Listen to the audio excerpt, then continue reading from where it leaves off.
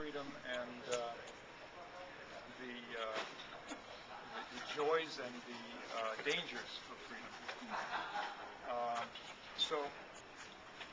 You know, it's not very inventive, but I'm just going to read the opening.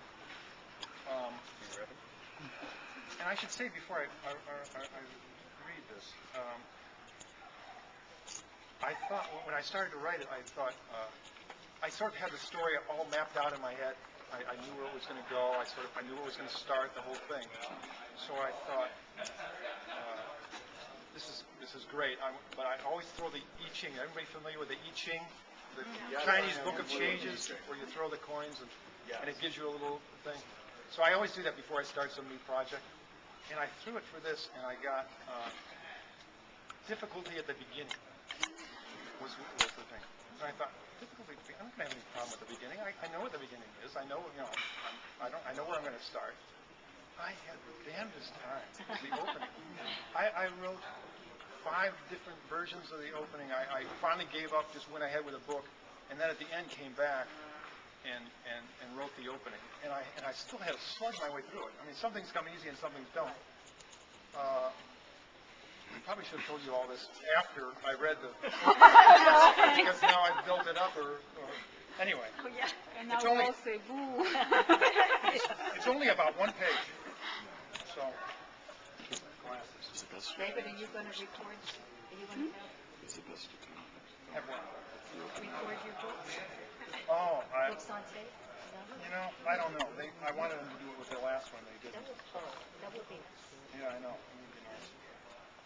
Okay, so the book starts in where does it start? The book starts in Delphi, which is about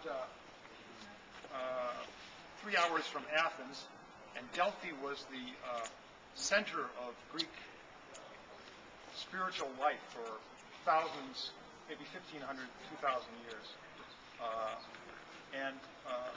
You've all heard of the Oracle of Delphi, and people make Delphic pronouncements and so on. This all comes from the priestess of Delphi in the temple there who used to make predictions. So the story starts out with my characters going down. They're going to do an experiment, and they're going to, in the same place as the temple, they're going to try to reenact what happened in the temple of Apollo and ask it a question.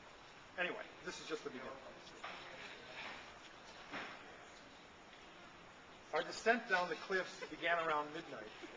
Light from the hidden moon stretched across the plain below and reached the Gulf of Corinth, where it set the sea aglow. The view had been expansive and exhilarating in daylight. Now it seemed treacherous and eerie. The dark wall of the mountain loomed ominously above us and dropped off steeply into shadows deep below. We peered down warily into the abyss. Why in the hell are we doing this, I said. The paralyzing view made Phoebe philosophical. We don't always know why we do what we do. My genius of a brother sounded positively cheerful. I think it's the fates that have brought us here, he said. We have no choice in the matter. He started down the precarious path, hugging the steep wall of stone. For a moment, Phoebe and I watched him. Sometimes I think Dan really believes that stuff, I said. He can believe it or not, Phoebe said. The truth is, we're free to do as we like. She bravely followed him down the precipice. I called after her. Somebody said your worst troubles begin when you're free to do as you like. The two of them were fading into the darkness below. I don't know why, but I followed them.